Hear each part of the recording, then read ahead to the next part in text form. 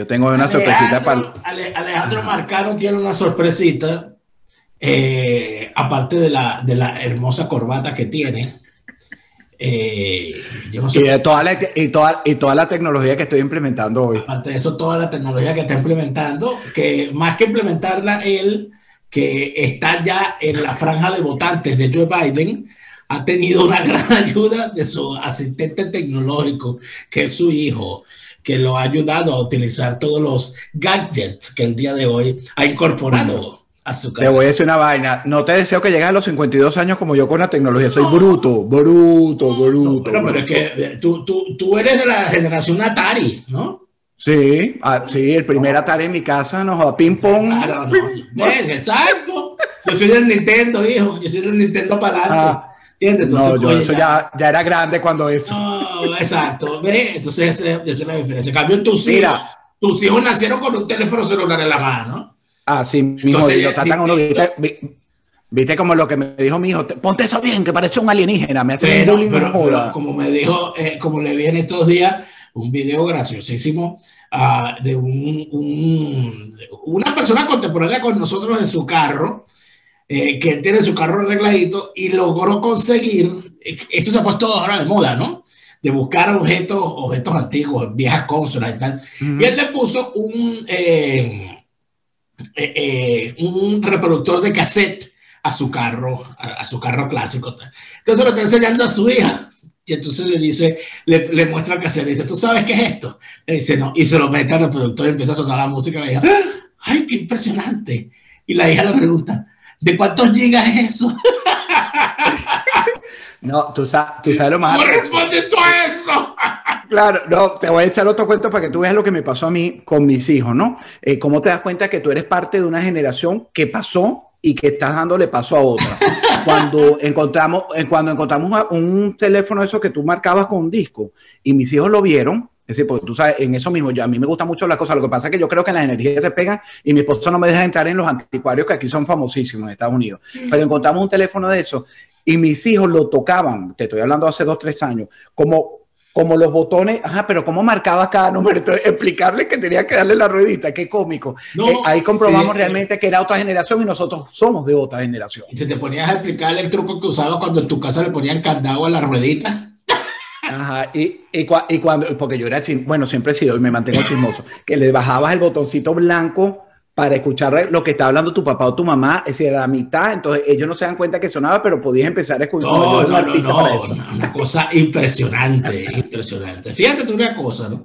En los países como los Estados Unidos, a pesar de la polarización política que en este momento se está viviendo, ¿no? Y que ha sido... Además, este programa, hay que aclararlo, estamos hablando mariqueras, pero hoy es el día de elección, un día importante para la humanidad. El día que este programa está saliendo al aire es un día de elecciones, pero yo creo que todos estos días lo han sido porque todos estos días la gente ha podido votar. Tú, de hecho, ya votaste con tu familia, me comentaste. He recibido muchas fotos de muchos amigos en los Estados Unidos con derecho al voto.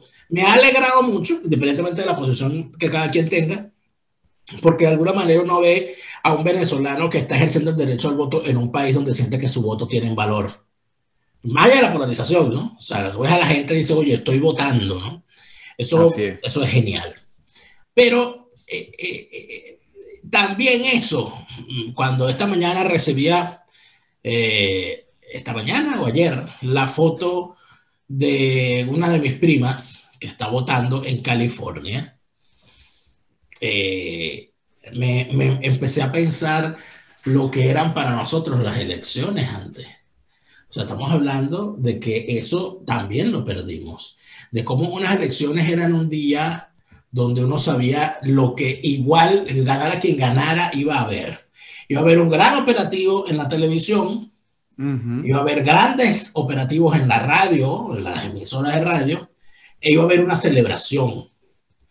Y además de eso, estábamos seguros que el día siguiente, el día lunes, iba a haber un nuevo escenario en los medios, e iba a haber una parodia en Radio Rochela. O sea, eso era tradición. No sabemos que eso iba a pasar. Sí.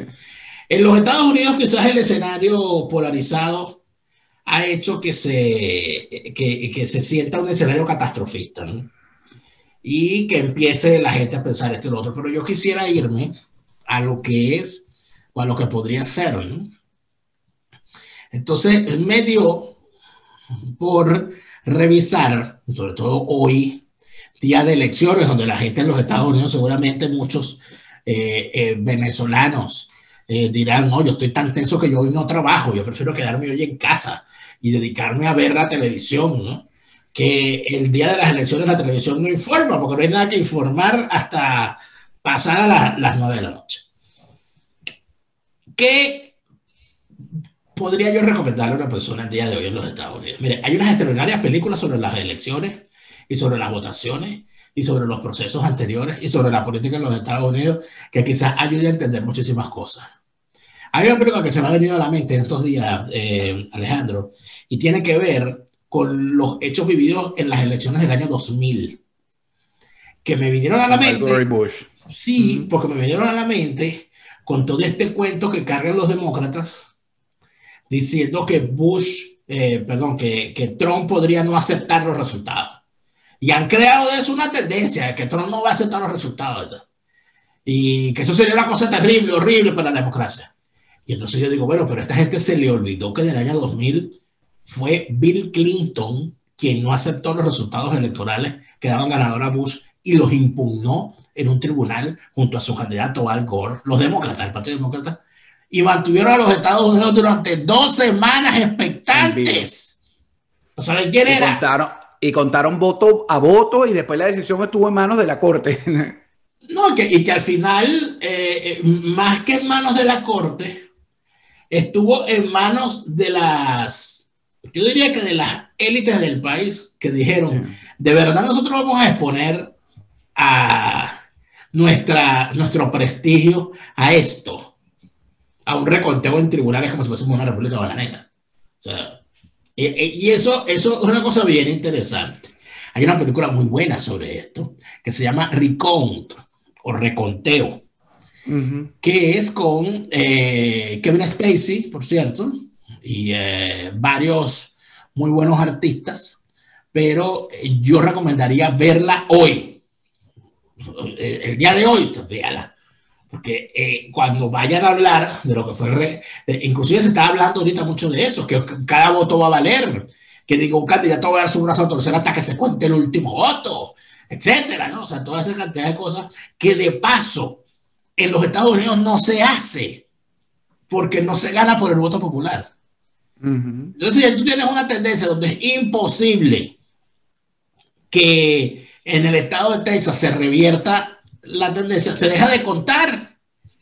¿Y por qué se deja de contar? Porque ya es imposible que con los votos que cuente logre revertir la tendencia. No, pero es que esos votos para el voto nacional, es que no hay voto nacional, no hay voto popular. O sea, no hay nada que contar. Ya se contó lo que se tenía que contar, lo demás no se cuenta. Eso por supuesto. Y todo eso, cuando ya es la tendencia irreversible, todo eso, que creo que Texas son, no, 55 son California, votos electorales. Texas es el segundo más grande y después la Florida con 29 y Nueva York. Pero todo eso, cuando ya llega ese momento, es el demócrata, se le da el colegio electoral. Esos 55 votos son para el candidato que tiene la mayoría. Y ya. Pero una elección indirecta, esa es la explicación de lo que es una elección indirecta, que es lo que vive en los Estados Unidos. Por colegios electorales, además. Hay otra película muy buena que yo recomendaría también ver con respecto a lo que significa el complejo hecho electoral en un país como los Estados Unidos en épocas de polarización, que es la película biográfica sobre el presidente Harry Truman, cuyo protagonista es Gary Sinise. En esa película se relata muy bien lo que fue la elección del 48, que la están comparando con la actual elección, por lo polarizada que estuvo. Tan polarizada estuvo y tan mal estaba Harry Truman como en las encuestas, que son objeto de colección las portadas de varios medios impresos que hasta el final dieron el día siguiente perdedor a Truman frente a su oponente. Eso yo creo que es también una forma interesante de ver la elección.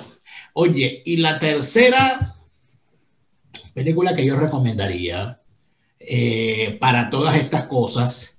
En realidad tengo muchas, porque quizás es el cine que más me gusta, que son las biopics y estas películas que relatan la historia históricos. Hay una película llamada Path to War, que les voy a dejar los nombres en la descripción y en el comentario destacado, que es sobre la presidencia del presidente de Johnson, de cómo Johnson tuvo que asumir la presidencia a la muerte de Kennedy y lo que eso significó para él, que era probablemente un tejano político que quizás hubiese sido muy difícil que llegara a la presidencia de no haber sido en esas condiciones, porque él es de Texas, claro, y es demócrata, y que un demócrata de Texas, esto está como raro eso. Bueno, ese pana llegó a presidente por la muerte de Kennedy y se vivieron unas situaciones particulares posteriormente, tanto que él decidió no lanzarse a la reelección. Él se postula a la primera elección, siendo el presidente encargado, y tenía derecho a volver a ser candidato. Y decidió que no. Dijo que no iba a ser candidato por la situación que se estaba viviendo. Y creo que es una cosa bien interesante, donde la otra cara de esa moneda es la última película que recomendaría, que es la película Nixon, donde el protagonista es Anthony Hopkins. Es, debo decir, una de mis películas favoritas. Hasta el punto que cada cierto tiempo la vuelvo a ver, porque considero que el retrato que hace de Richard Nixon en esa película y de los Estados Unidos en una época convulsa es un retrato de tal magnitud que toda persona que quiera comprender un poco lo que fue el siglo XX de los Estados Unidos debería obligatoriamente ver esa película. Me parece que es fenomenal, por lo menos para entender la cosa un poquito ahí, ¿no? Claro. Y sobre todo al lenguaje de uno, porque entonces se ponen a hablarle a uno de esos números y las tendencias y de los estados switch y yo me pierdo, chico. Bueno, imagínate si tú te pierdes, tú vives en Alemania. No, pero yo también me pierdo. A mí, al contrario de ti, que eres más profundo hasta viendo películas, las cuatro las voy a ver. Yo cuando estoy en momentos de agobio profesional, porque yo estoy en este patio, entonces todo el mundo empieza a llamarte para que colabores con ellos, es muy difícil decirle que no a los colegas, porque yo creo que tenemos que ser solidarios. De hecho, por ahí me está escribiendo Neomar, extraño, pero creo que vamos a cambiar la fecha porque no quiere salir el miércoles, sino que salgamos en vivo. Entonces empieza la movida, pero además en los trabajos. Entonces yo cuando estoy así agobiado, muy estresado para tratar de cumplir con todo y que todo salga bien, yo me dedico a ver películas live. El fin de semana me dediqué a ver con mi esposa la serie, se la recomiendo ampliamente, ponlo en link, Emily en París, nos la recomendó mi hija, una muchachita. Pero es súper simpática para oxigenarte y disfrutar ese París que todos, a mí me encanta París, las 2 o 3 veces que he ido, me encanta. Ahora me da un poquito de susto eso que está pasando con los musulmanes y la realidad, pero bueno, pero sí me puse a leer a la par de eso y me llevó a lo mismo que tú. Tú lo hiciste con televisión, con películas para entender un poquito, de una manera más agradable, el tema. Pero yo estaba estudiando, porque yo generalmente pienso que los periodistas nunca sabemos nada, señores. Y la gente, aunque diga, no, que tú eres, no, nosotros los periodistas estamos para llevarles a ustedes información. Cuando tenemos eventos como estos, tenemos que prepararnos, porque yo no soy un erudito. A Daniel le gusta la historia, a mí me gusta la historia, pero resulta que yo trabajo en el diarismo. Pero entonces me dediqué a estudiar, porque también tengo ese susto de que me ha llegado mucha información que hay que comprar agua. Mandé a mi esposa y compró 6 potes de agua, 2 cajitas de esta y de la más grande, porque nos vamos a quedar sin, porque hay un rumor fuerte de que va a haber muchos disturbios, entonces por la cerca que están poniendo la Casa Blanca, los comercios en Miami Beach, entonces te da un poquito de miedo por todos estos movimientos. También hay guerra de rumores, ¿no?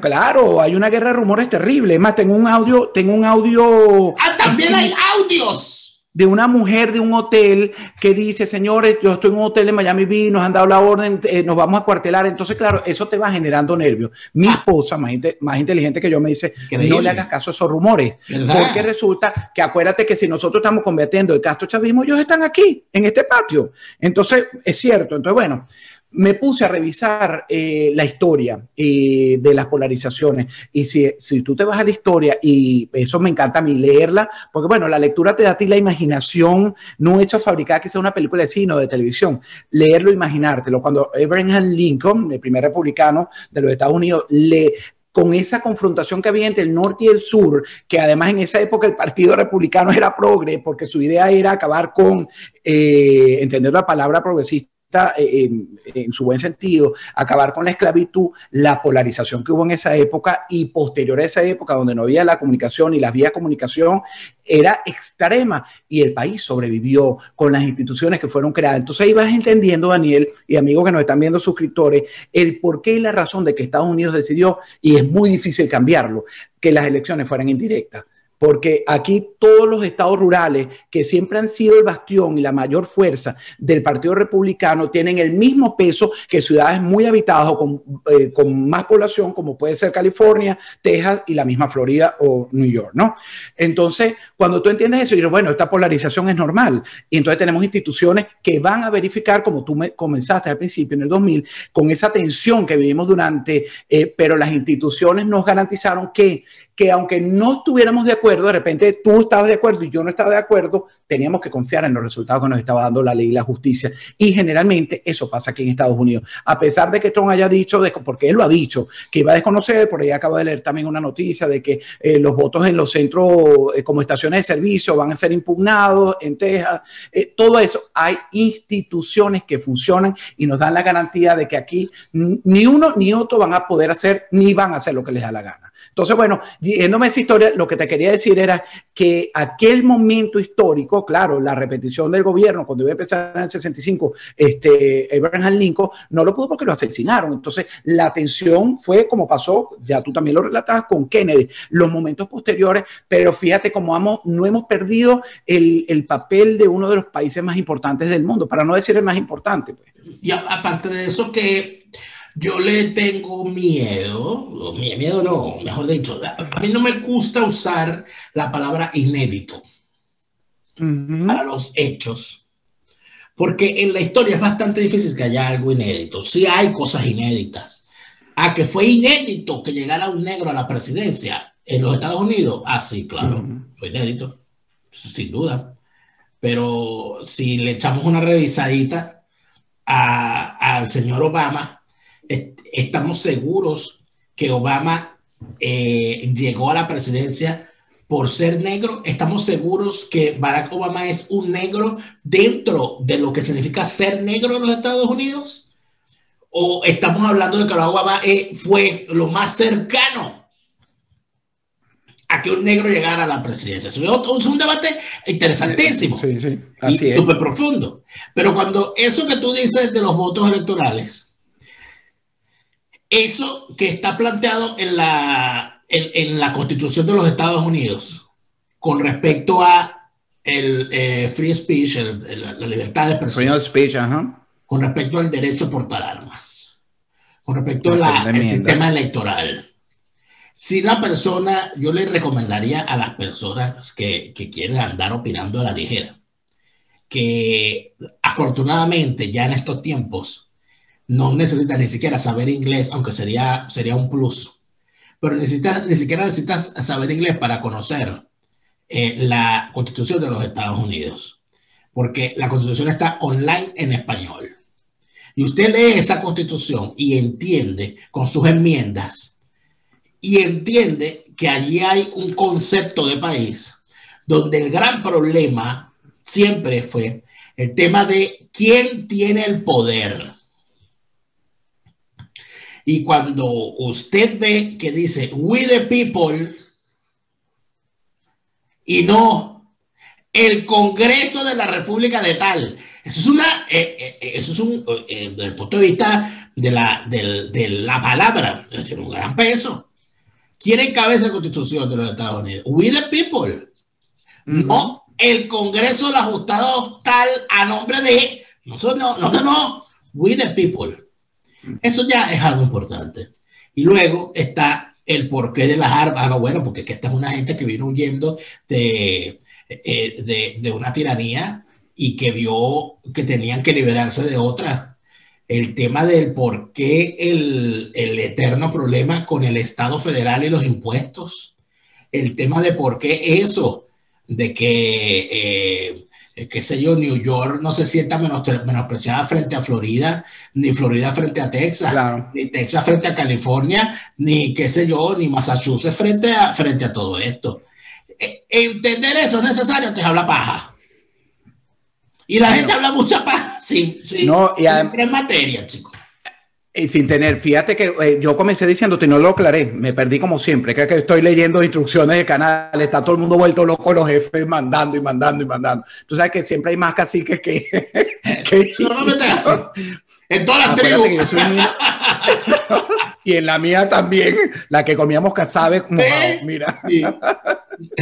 Óyeme, yo también me metí un puñal para entender el tema de los colegios electorales, que es dificilísimo. Incluso los expertos de Harvard dicen que es una de las materias más difíciles de explicar, pero voy a tratar de resumirlo, espero no equivocarme en el nombre de Dios. Los colegios electorales, por lo menos en la Florida, nosotros tenemos 29 votos electorales, pero quiero llegar con esto al final, de que al final si escoges, si tú eres responsable del gobierno que vas a tener, aunque sea un voto indirecto, porque cuando yo fui a sufragar, yo no estoy votando directamente por Donald Trump, en mi caso que yo voté por Donald Trump, estoy votando por un representante del colegio electoral que se escoge en los caucus o en las convenciones demócratas, que uno no sabe quiénes son a la hora de la verdad, pero son personas escogidas, muy finamente escogidas por los partidos para que te garanticen que el voto del colegio electoral ocurre el primer lunes después del segundo miércoles de diciembre. Es decir, el 14 de diciembre es que nosotros vamos a saber realmente quién ganó las elecciones del 3 de noviembre. Realmente, lo que vamos a tener mañana son aproximaciones de los canales de televisión con los votos electorales. De los 538, la mitad son 270. Quien alcance los primeros 270, porque no hay más posibilidad, más uno es el que se convierte en presidente. Son proyecciones. ¿Por qué el 14 de diciembre es la fecha? Porque según la Constitución, así como las elecciones se celebran el 3, que es el primer martes. No, es el primer martes de noviembre. Pero después no el primer más, después del primer miércoles de noviembre, algo así. Ese número ahora se me olvidó. Pero el del 14 de diciembre, el del colegio electoral, es el primer lunes luego del segundo miércoles. Ahorita para la segunda parte aclaro esto, la fecha que cogí, pero está en la Constitución y eso es lo que está. Ahora, fíjate, ¿qué pasa con los colegios electorales? ¿Cómo se conforma? ¿Por qué los 29 votos que son tan importantísimos para los presidentes o los candidatos que han venido aquí? Son 29 votos para alcanzar esos 270. Son el número de representantes que tiene el Estado, depende de su población, y 2 que representan los 2 senadores, porque cada Estado tiene 2 senadores de los 100 que hay en el Congreso. Entonces, son 24 o 26. Ahora, ¿qué pasa? Esa gente, los votos electorales, si tú estás en esa lista, tú no estás obligado en muchos de los 50 estados de la Unión a votar realmente si eres republicano por el republicano. Y se ha presentado varias veces en la historia, pero y se hace garantía también de que la mayoría, es decir, la mitad más uno, que vote por un candidato. Por supuesto, si yo soy republicano, el jefe del partido republicano, yo no voy a escoger a Biden para que forme la lista, pues sé que no va a votar por un demócrata o por un republicano, sino. Entonces, puede ser que 2 o 3 tengan la responsabilidad, porque está garantizado también en la Constitución, para que escojan. Entonces, después de esa sumatoria, si ya yo veo que tiene la mitad, 13, 14 por el republicano, ya los colegios electorales, los 29 votos, se le suman y lo pintan los canales de televisión como rojo en el mapa. Entonces, un problema complicado. Pero, ¿qué pasa con esa persona? Se me fue el nombre. Ese delegado. Ajá, de ese delegado. ¿Qué pasa con ese delegado que no votó por ese candidato? Ese delegado fue escogido por nuestros representantes. ¿Y quiénes escogen nuestros representantes? Nosotros en las elecciones, porque esas elecciones sí son directas. Gobernadores, alcaldías, concejales, son elecciones directas. Así que al final, esa persona que está tomando la decisión, por eso es que yo digo que hay que estudiar bien a quién vas a poner, porque tú tienes que tener la garantía real de que esa persona te vaya a representar en todo el proceso electoral de los Estados Unidos. No sé pero si me expliqué bien. No, pero es que más allá de la buena explicación que has dado, de temas que yo, te confieso, no sabía porque no he profundizado nunca. Es importante saber que hay un sistema y hay una razón por la cual ese sistema existe. O sea, y que salir de forma alegre, decir, no, bueno, hay que cambiar el sistema. El voto popular, se cobra el voto popular, como si estamos hablando de cualquier cosa. O que se salga y se diga, no, que hay que prohibir el tema de las armas. Eso prohibir, no, ya basta. A la ligera. A la ligera, sin hacer el debido estudio del asunto, sin entender lo que llaman los viejos historiadores, las causas profundas de la existencia de los fenómenos en las sociedades.